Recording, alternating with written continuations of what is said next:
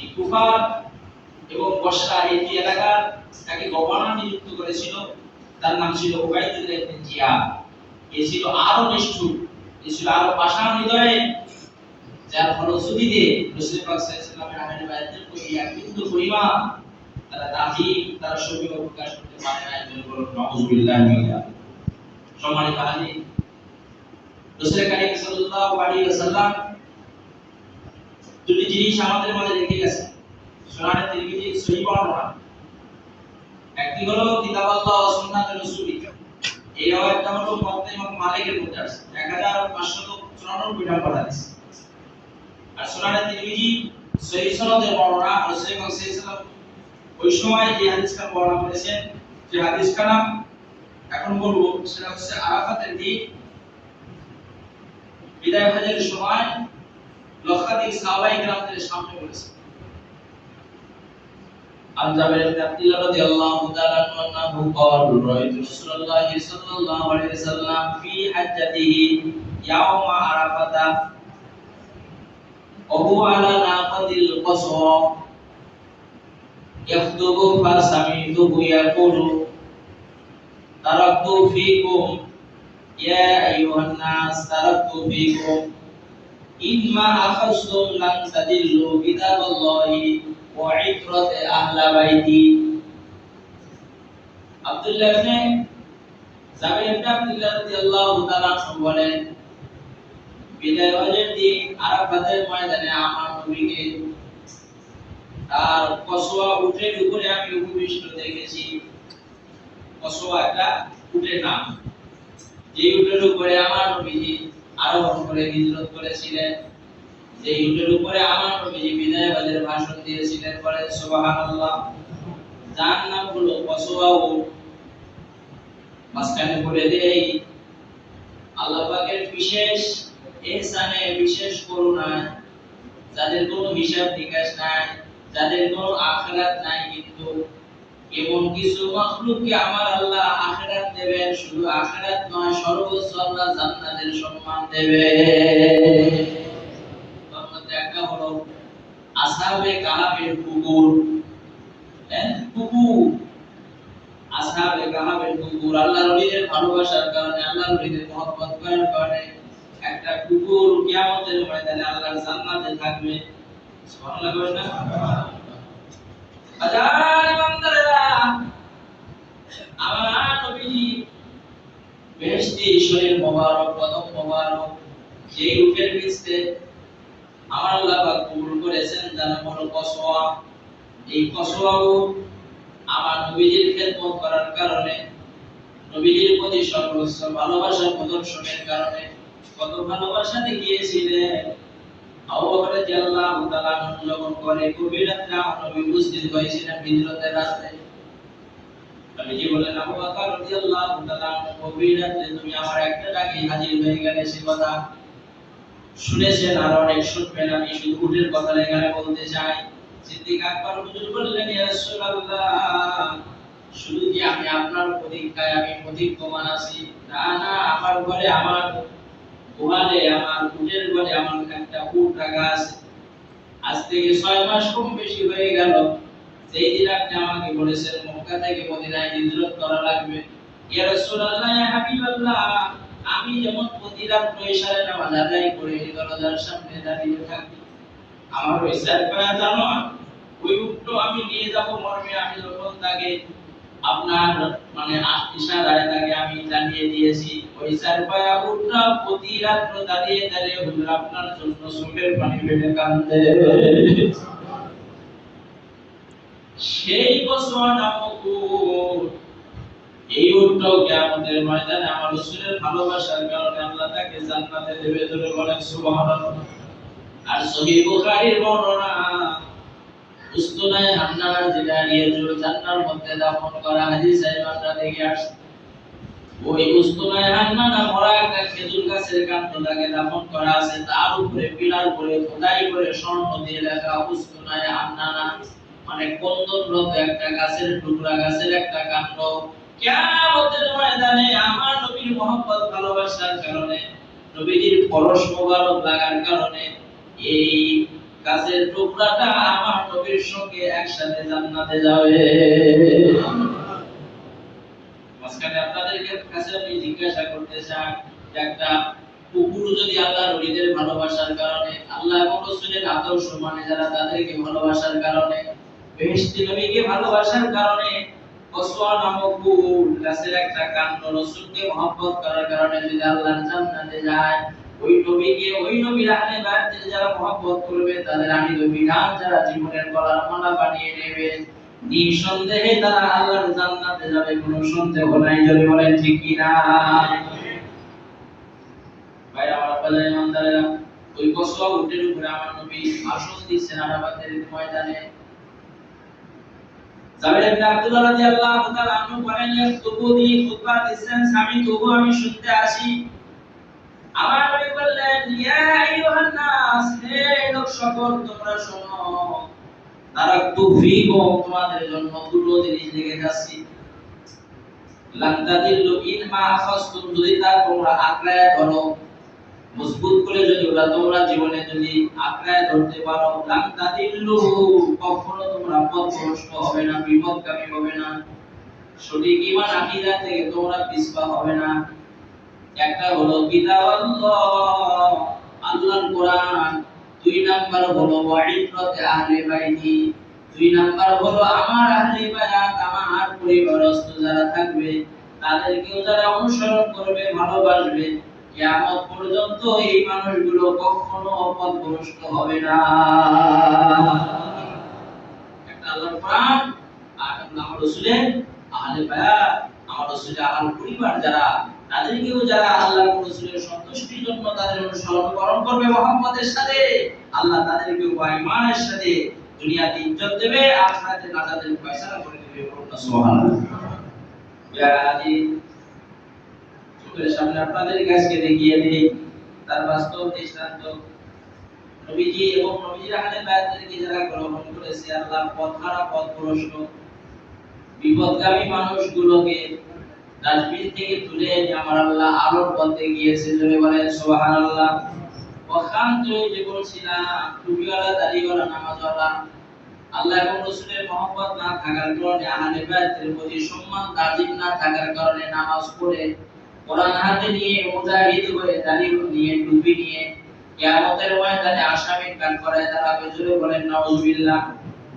ওই সময় যখন হুসাইন রাদিয়াল্লাহু তাআলা আনহু শাহাদাত বরণ করলেন, ইরাকের কুফা নগরীর কারবালায় হুসাইন রাদিয়াল্লাহু তাআলা আনহুর মাথা মোবারক যখন দেহ মোবারক থেকে আলাদা হয়ে গেল,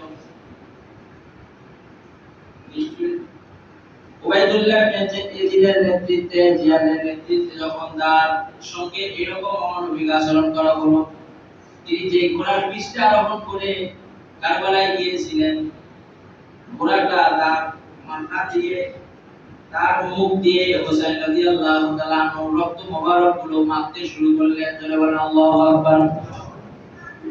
মাথা মুখ দিয়ে, মানে একটা ঘোড়া চারপা জানোয়ার, তার তো হাত দিয়ে সেই মাথা দিয়ে দিয়ে রক্তগুলো মাথায় এবার সেখান থেকে সব এগিয়ে বের হয়ে আসতে লাগলো।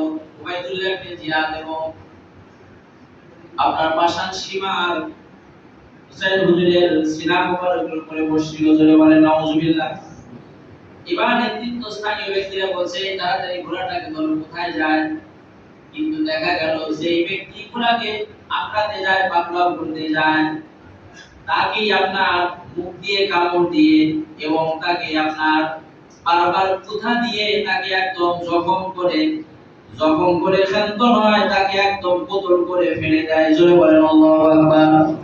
এইভাবে পরপর এক নয় দুই নয় 17 জন যখন কোতল হয়ে গেল, মৃত্যুবরণ করলো, এবার বলাবলি শুরু করলো না, একে আর ধরা যাবে না, ছেড়ে দাও, দেখি কোথায় যায়।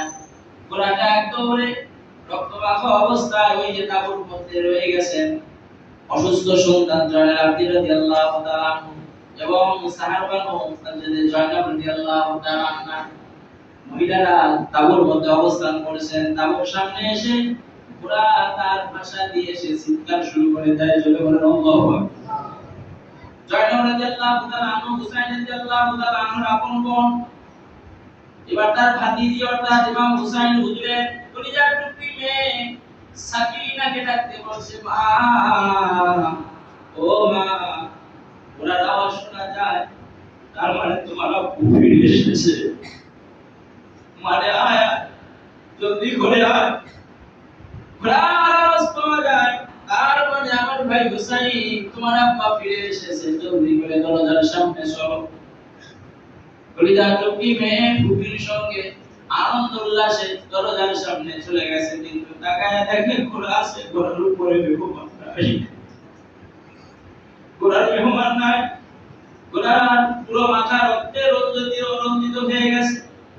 জয়নব রাদিয়াল্লাহু তাআলা না বলেন, এ ভাতিজি, কলিজার টুকরি মা সফিনা, তোমার আব্বার সুসংবাদ দিতে চেয়েছিলাম, কিন্তু দৃশ্যটা বলে, বাস্তবতা যা বলে, আমার বিশ্বাস তোমার আব্বা কারবালায় শহীদ হয়ে গেছে।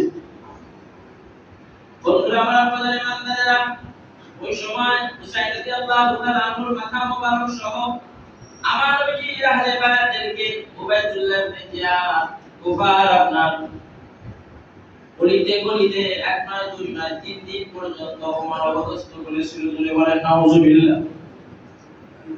3 দিন পর উবাইদুল্লাহ ইবনে জিয়াদ হুসাইন রাদিয়াল্লাহু তাআলা মাথা মোবারক সহ এবং পরিবারস্থ যারা ছিলেন তাদেরকে নিয়ে এজিদের আপনার কাছে নিয়ে যাবে। মর্মে রাস্তা বেরিয়ে গেল, পথিমধ্যে রাত যখন হয়ে যায়, রাতের বেলায় একটা খ্রিস্টানদের গির্জা উপাসনালয়, সেখানে যখন উপস্থিত হলো, গির্জার যিনি পাত্রী ছিলেন, পাত্রী তিনি দেখেন এতগুলো মানুষ, মহিলা, অসুস্থ মানুষ, আবার সামনে একটা পাত্রের উপরে অবহেলিত ভাবে, অসম্মান ভাবে একটা মানুষের মাথা মোবারক রাখা। জোরে বলেন আল্লাহু আকবার। পাত্রী জিজ্ঞাসা করলেন, ওগো বটে, কি ব্যাপার, কি হয়েছে, কি ঘটেছে, ব্যাপারটা কি, কোথায় আপনারা যাচ্ছেন, এই পরিস্থিতি কেন? মা বোনদের দেখা যাচ্ছে কত বড় তারা ব্যথিত, তারা কত চিন্তিত, আর এই মাথা মোবারকটা নিয়ে কোথায় যাও, কার মাথা মোবারক, ব্যাপারটা কি আমারে খুলে বলো। এক পর্যায়ে সব ঘটনা যখন বলা শুরু করলো, পাত্রী ডাক দিয়ে বলে, মনে কিছু নেবেন না, আপনাদের আমি অনুরোধ জানাই, রাতের বেলায় কোথাও না কোথাও আপনারা হল করবেন, অবস্থান করবেন। যাদের পরিচয় আমার কাছে দিয়েছেন, তাদের পরিচয় আমি তাওরাতের মধ্যে অনেক আগেই পড়েছি। এই পৃথিবীর বুকে শুধু সাধারণ মানুষ না, তারা হচ্ছেন আল্লাহর জান্নাতি মেহমান। সেই মেহমানদের সঙ্গে এরকম আচরণ একজন মানুষ করতে পারে, এটা আমার কখনো জানা ছিল না। ও আল্লাহর বান্দারা, মনে কিছু নিও না, রাতের বেলায় আমার গির্জায় অবস্থান করো, আমি সর্বোচ্চ সম্মান তাজিম দিয়ে তোমাদেরকে আমি আজকে আমার গির্জায় জায়গা দেব। বলেন সুবহানাল্লাহ। কিন্তু উবাইদুল্লাহ ইবনে জিয়াদ বলে, না, আমরা এখানে থাকতে পারবো না, এটা সরকারি আমানত, সরকারি দায়িত্ব আমরা পালন করতে আসছি। ওই যে বলে দিয়েছে, হুসাইনের মাথা নিয়ে আসলে এত এত পুরস্কার দেওয়া হবে। জোরে বলেন নাউজুবিল্লাহ। তিনি সর্বোচ্চ অনুরোধ করলেন, এক পর্যায়ে বললেন যে আপনারা আমার কথাটা শোনেন, যদি না শোনেন তবে আমি আপনাদেরকে একটা অফার দিছি। অফারটা হলো, এই মহিলাদেরকে, আহলে বায়াতদেরকে আমার এখানে রাখবেন, আমি তাদেরকে সর্বোচ্চ একটা জায়গা দেব, কামরা দেব, সেখানে তারা থাকবে, আমি খাদেমা নিয়োগ করবো সারা রাত সেবার জন্য। আর যে মাথা মুবারকটা দেখছি, এই মাথা মুবারকটা আজকে রাতের জন্য একটু আমার কাছে রাখবেন, হারাবে না, এটা কোনো সমস্যা হবে না, সর্বোচ্চ আমি নিরাপত্তা দেব। শুধু নিরাপত্তা নয়, হুসাইন হুজুরের মহব্বত ভালোবাসায়, বেহেশতি নবীজির আহলে বায়াতের মহব্বত ভালোবাসায় আমার জীবনের উপার্জিত এক নয় দুই নয় ৮০,০০০ স্বর্ণ মুদ্রা আমার কাছে সংরক্ষিত আছে। বেহেশতি নবীর আহলে বায়াতদেরকে যদি একটু আমার খেদমত করার সুযোগ দাও, এই ৮০,০০০ স্বর্ণ মুদ্রা আমি সব তোমাদেরকে দান করে দেব। ওরা দুনিয়ার কুকুর ছিল, দুনিয়ার নবী ছিল, এইবার রাজি হয়ে গেল, যা গেরিদের কাছ থেকে তো মোটা অঙ্কের পুরস্কার পাবোই, আবার এই ৮০,০০০ স্বর্ণ মুদ্রাও পাই, তাহলে দুই দিক থেকে আমরা লাভবান হব। জোরে বলেন নাউজুবিল্লাহ। রাজি হয়ে গেল। আহলে বায়াতদেরকে, মা বোনদেরকে সুন্দর একটা কক্ষে তাদেরকে রেখে সারা রাত খাদেম নিযুক্ত করা হলো, যেন কোনো সমস্যা না হয়, তাদের জন্য কোনো অসুবিধা না হয়, কোনো বেয়াদবি না হয়। আর যারা নেতৃত্ব স্থানীয় ওই জালিম ছিল, তাদেরকে এক জায়গায় রেখে হুসাইন রাদিয়াল্লাহু তাআলার মাথা মোবারকটা পাত্রী এবার তিনি সুন্দর করে তার কাছে নিয়ে তার একান্ত খাস কামরায় চলে গেলেন। খাস কামরায় বসে এবার ইমাম হুজুরের দাড়ি মোবারকের রক্ত, মাথার চুল মোবারকের রক্ত, রক্তে চুল মোবারক গুলো শক্ত হয়ে গেছে, প্যাক হয়ে গেছে, একাকার হয়ে গেছে। সুন্দর করে আস্তে আস্তে করে দাড়ি এবং চুল মোবারকের রক্তগুলো পরিষ্কার করে রেশমি কাপড় দিয়ে পেঁচিয়ে একজন খ্রিস্টান ধর্মের পাদ্রী সারা রাত হুজুরের সামনে দাঁড়িয়ে দাঁড়িয়ে আল্লাহর কাছে কাঁদতে লাগলেন। আমার ভাইরা বলে বান্দারা, সকাল হতে না হতে নসিব খুলে গেল। ইমাম হুজুরের সম্মান তাজিম প্রদর্শন করার কারণে একজন অন্য ধর্মের মানুষ যে যতক্ষণ না আল্লাহ এবং রাসূলের ঈমানে আদর্শের প্রতি ফিরে না আসবে, যত বড় পাদ্রী হোক তার কোনো নাজাত হবে না। ইমাম হুজুরের মাথা মুবারকের প্রতি এই সম্মান তাজিম দেখানোর কারণে ফজর হওয়ার আগেই পাদ্রীর জবান থেকে আমার আল্লাহ কালেমা নূর সিনার মধ্যে দিয়ে জবান দিয়ে কালেমা জারি করে দেয়। জয় বলেন সুবহানাল্লাহ। দাড়িওয়ালা, টুপিওয়ালা, জিহাদওয়ালা, পাগড়িওয়ালা ওরা অসম্মান করে কিয়ামতের ময়দানে আসামি কাঠগড়ায় দাঁড়াবে। আর একজন অন্য ধর্মের মানুষ, একজন পাদ্রী মাথা মোবারকের প্রতি তাজিম সম্মান দেখিয়ে, ইমাম হুজুরের প্রতি সর্বোচ্চ তাজিম দেখিয়ে ঈমানের নূর নিয়ে আল্লাহ পাকের জান্নাতি হয়ে যাবে। জোরে বলেন সুবহানাল্লাহ। মঞ্চের হাজিরিন, এজন্যই বলি নবী, সিদ্দিকীন, শুহাদা, সালেহিনদের অনুষ্ঠিত মত এবং পথ ছাড়া, আলেম একজন অনুসরণ ছাড়া, তাদের মহব্বত ভালোবাসা ছাড়া এই পৃথিবীর বুকে যে যত বড় সাহেব হোক না কেন অবশ্যই তাদের নাজাতের ফয়সালা হবে না। একদম সুস্পষ্ট কথা। সম্মানিত হাজিরিন, এজন্য আসুন আল্লাহ সুবহানাহু ওয়া তাআলা আমাদের সবাইকে সঠিক ঈমান আকীদা নিয়ে রাসূল কারীম সাল্লাল্লাহু আলাইহি সাল্লাম এবং তার আহলে বায়াতের প্রতি সর্বোচ্চ ভালোবাসা, সর্বোচ্চ মহব্বত, তাজিম, অনুসরণ, অনুকরণ। আমরা আপনার জন্য এটা ফরজ আইন, ওয়াজিব, সুন্নাত, মুস্তাহাব না, এটা ফরজ আইন। তাদের প্রতি মহব্বত, ভালোবাসা প্রদর্শন, সর্বোচ্চ তাজিম আমরা আপনার পক্ষ থেকে এটা ফরজ আইন আল্লাহ করে দিয়েছে। এখানে যদি কেউ কম বেশি করে তাহলে সে মারাত্মক ক্ষতিগ্রস্তের মধ্যে পড়ে যাবে, যে ক্ষতি আর কখনো পূরণ হবে না। সম্মানিত হাজিরিন, যারা এইভাবে নির্দয় নিষ্ঠুরতার সাথে নির্মমভাবে ইতিহাসকে কলঙ্কিত করে ইতিহাসকে রক্তাক্ত যারা করলো, এই জানি এই দুষ্টু এই বেদাত্তাগুলোকে রাসূল প্রেমিক পশ্চিমকালেও কখনো তাদেরকে ভালো বলে সাব্যস্ত করতে পারে না। জোরে বলেন ঠিক কি? কিয়ামতের ময়দানে বিচার হবে, কিয়ামতের ময়দানে দেখা যাবে আল্লাহ এবং রাসূলকে যারা কষ্ট দিয়েছে, মহান আল্লাহ পাক কোরআন কারীম আয়াত নাযিল করে জানিয়ে দিয়েছে।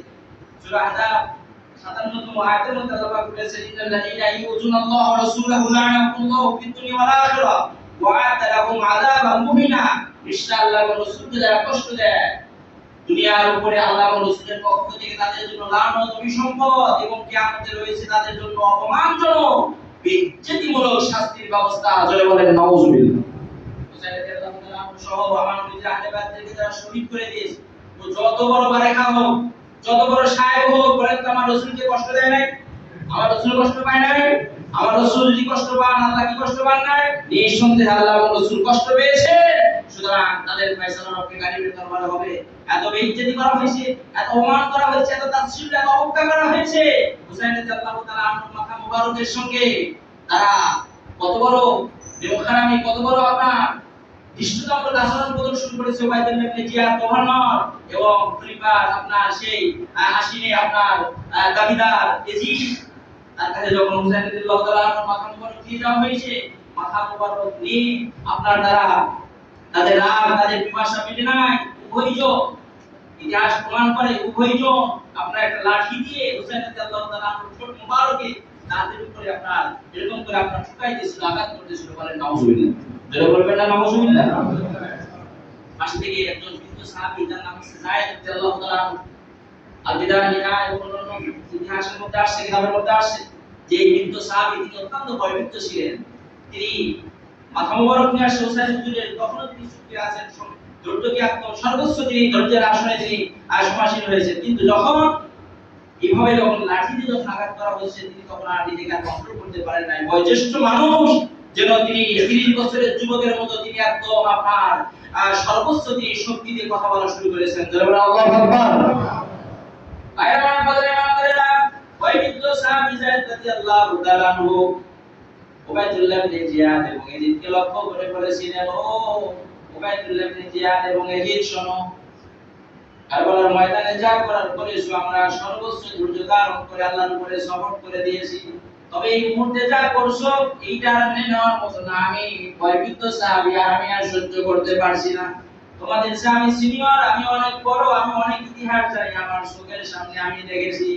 এ উবাইদুল্লাহ ইবনে জিয়াদ, ও ইয়াজিদ শোনো, আমি যায়েদ রাদিয়াল্লাহু তাআলা আনহু, আমি তোমাদেরকে বলছি, যেই ঠোঁটে এবং যেই দাঁতের উপরে, যেই মুখের উপরে তোমরা লাঠি দিয়ে দিয়ে তোমরা এভাবে আঘাত করতে আসো, ওই ঠোঁটের উপরে, ওই মুখের উপরে, ওই কপাল মোবারকে একবার দুইবার নয়, শত শতবার বেহেশতি নবীর ঠোঁট দিয়ে আমি চুমু খাইতে দেখেছি। সেই ঠোঁটে, সেই কপালে, সেই চেহারায় তোমাদের মতো দুষ্টুদের আসান, এরকম জালিমদের অত্যাচার এটা বরদাস্ত করার মতো নয়। তোমরা কেন এত বড় অবমাননামূলক কাজ করতে আসো? খবরদার, আর একবার নয়, ওটা তাড়াতাড়ি করে সরিয়ে নাও। প্যারা হাজিরিন, আমরা যারা হজ উমরা করতে যাই, হাজরে আসওয়াদ আমরা খাওয়ার জন্য পাগল হয়ে যাই, বিধিব্যস্ত হয়ে যাই। ওর মধ্যে কারণ আছে। নাজাল হাজরে আসওয়াদ মিনাল জান্নাহ ওয়া হুয়া আবিয়াদু মিনাল লাবান। হাজরে আসওয়াদ যখন জান্নাত থেকে যখন নাজিল হয়, ওটা আপনার কি ছিল? দুধের চাইতেও সাদা ছিল। জোরে বলুন সুবহানাল্লাহ। সাওয়াদাতুহু ফাতায়া বানি আদম, বনি আদমের গুনাহগুলো চুষতে চুষতে হাজরে আসওয়াদটা সাদা থাকা সত্ত্বেও কালো কৃষ্ণ হয়ে গেছে। জোরে বলুন না আল্লাহু আকবার। এ ভাইরা, আপনারা ইমানদাররা, ওই হাজরে আসওয়াদের সামনে ওমর ইবনে খাত্তাব রাদিয়াল্লাহু তাআলা তিনি হজ উমরা পালন করতে গিয়ে মিশকাতুল মাসাবি কিতাবুল মানাসিক এই ভাবের সহিহ সনদের হাদিস, আব্দুল ওমর ইবনে খাত্তাব রাদিয়াল্লাহু তাআলা ওই হাজরে আসওয়াদকে চুমু দিতে যাইয়া তিনি বলেছিলেন, ও হাজরে আসওয়াদ শোনো, তুমি তো একটা পাথর মাত্র, যদিও জান্নাত থেকে নাজিল হয়েছো, কিন্তু তারপরে একটা পাথর। পশ্চিম কেন আমি তোমার সঙ্গে ঠোঁট লাগাইতাম না, আমি তোমারে চুমাইতাম না। তবে এই কারণে আমি ঠোঁট লাগাইবো আর চুমু দেব, কারণ তোমার সঙ্গে আমার বেহেশতি নবীজির তার বেহেশতি ঠোঁট মোবারক লাগিয়ে চুমু দিয়েছে। এই জন্য বলা হয় হাজরে আসওয়াদ চুমু দেওয়া মানে পরোক্ষভাবে আপনার ইনডাইরেক্ট ভাবে আমার নবীজির ঠোঁট মোবারকেই যেন চুম্বন করা হয়ে যায়। আমার জিজ্ঞাসা হলো, একটা হাজরে আসওয়াদ একটা পাথরে আমার নবীর ঠোঁট লাগানোর কারণে হাজার হাজার লক্ষ লক্ষ तमाम পৃথিবীর মানুষ যদি এখানে চুমু দেওয়ার জন্য পাগল হয়, আর সরাসরি আমার নবীজির রক্ত মোবারক তার শরীরের মধ্যে প্রবাহমান, আমার নবীজি যাদের জন্মের পরে তার বেহেশতি জবান দিয়ে আযান দিয়েছিলেন, নিজে নাম লিখেছিলেন, হাজার হাজার বার যেই চেহারার মধ্যে চুম্বন করেছেন, যেই বেহেশতি মেহমানদেরকে আমি আমার নবী নিজে চলাচল করেছেন। তোমার আপনার আসরার আলোচনায় আপনাদের হাদিস শরীফ শুনিয়েছিলাম যে আমার নবী দুই নাতি ভাইকে দুই কোলে করে নিয়ে এসে সামনে হাজির হয়ে গেলেন। সাহাবী উসামা রাদিয়াল্লাহু তাআলা যখন জিজ্ঞাসা করেছিলেন, তিনি বলেছিলেন, ওনারা দুইজন আমার নাতি, আমার কলিজার টুকরি ফাতেমা রাদিয়াল্লাহু তাআলা আনহার সন্তান।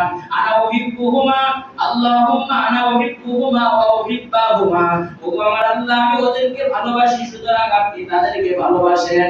আর কিয়ামত পর্যন্ত আমার এই নাতিদ্বয়কে যারা ভালোবাসবে, ও যে বংশের যে গোত্রের হোক না কেন, আমি রাসূল, আমি আল্লাহ পাক আপনাকে সাক্ষী রেখে বলছি, আমি নবী তাকে প্রাণ দিয়ে ভালোবাসবো। শুধু আমি ভালোবাসবো না, আমার নাতিদেরকে যারা ভালোবাসবে, মহব্বত করবে, ওগো কাবার মালিক আল্লাহ, স্বয়ং আপনিও তাদের ভালোবাসবেন। এটা আমি রাসূলের প্রাণের দাবি। জোরে বলেন সুবহানাল্লাহ। সেই আহলে বাইতকে যারা সম্মান দাজিম করেছে, আল্লাহ সুবহানাহু ওয়া তাআলা তাদেরকে ঈমানের নূর দিয়েছে, আল্লাহ তাদের নাজাতের রাস্তা দেখিয়ে দিয়েছে। আর যারা বেয়াদবি করেছে, যারা এখানে ত্রুটি করেছে, আল্লাহ তাদেরকে কঠিন শাস্তির সম্মুখীন করবে, কোনো সন্দেহ নাই। সম্মানিত হাজির, আসুন, একটা পাথর চুমু খাওয়ার জন্য যদি মানুষ পাগল হয়ে যায়, তাহলে রাসূল পাক সাল্লাল্লাহু আলাইহি ওয়াসাল্লামের সরাসরি তার রক্ত মুবারক যাদের মধ্যে প্রবাহমান, যাদের মধ্যে অসংখ্যবার চুম্বন করেছে, সেই সাহাবায়ে কেরামদেরকে কত তাজিম, কত ভক্তি, কত শ্রদ্ধা করা দরকার। কিন্তু সেইটা এজিদ এবং তার সৈন্য সামন্ত আর সেই আপনার পাশে জালিমেরা এটা বুঝতে তারা ভুল করেছে। এজন্যই বলবো যে নামাজ থাকে, রোজা থাকে, থাকলে, দাড়ি টুপি থাকলে কিয়ামতের ময়দানে আল্লাহ পাকের দরবারে পার পাওয়া যাবে, এর নিশ্চয়তা কোশ্চিন কালেও দেওয়া যাবে না। যদি ঈমানটা যদি সঠিক না হয়, আকীদা যদি মজবুত না হয়, আহলে বায়াতের প্রতি রাসূলের কাছে মহব্বত যদি পরিপূর্ণ না থাকে, তাহলে দাড়িওয়ালা, টুপিওয়ালা, কুর্তাওয়ালা, পাগড়িওয়ালা, কোরআনওয়ালা, জিহাদওয়ালা কিয়ামতের ময়দানে আল্লাহর জাহান্নামে লাগবে। আল্লাহ আমাদের সবাইকে তার থেকে হেফাজত করুন। নবী সিদ্দিকীর শুহাদা সালেহিনদের মত এবং পথে, আহলে বায়াতের পথ এবং পথে আল্লাহ আমাদের বাকি জীবন পরিচালনা করার সুবহান তৌফিক আল্লাহ যেন ভিক্ষা দান করেন। সকলে বলুন আমিন।